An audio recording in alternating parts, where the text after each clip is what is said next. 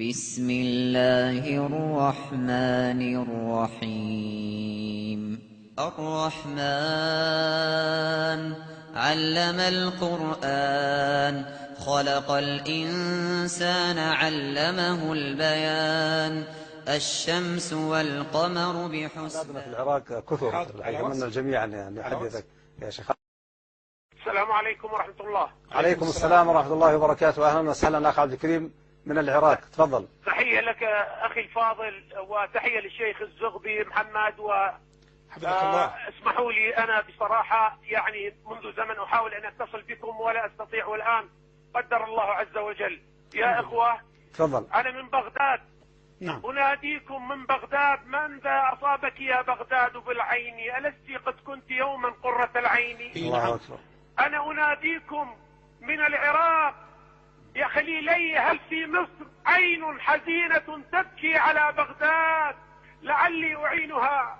يا شيخ محمد، أنا كنت معتقلا عند آلاف من أهل السنة رجالا ونساء، وحملوني أمانة، قالوا لو نفد من أهل الإسلام من ينصرنا استنجد بروسيا، استنجد بأي إنسان ينقذنا، حملت نساؤنا سفاحا في السجون، قتل أهل السنة ومحمدا ونبيا، حرقت اللحى يا شيخ، وضع في أدبار الشيوخ، طلب مني أن أحكي نكتة على أمي عائشة وعلى أبي بكر، فأبيت فبصقوا في وجهي، فوضعوا النجاسة على لحيتي، انقذوا أهل السنة ومحمدا ونبيا وإسلاما، حملت نساؤنا سفاح حملت انقذوا أهل السنة، انقذوا أطفال أهل السنة، جعلونا في الشوارع، حرقونا لأن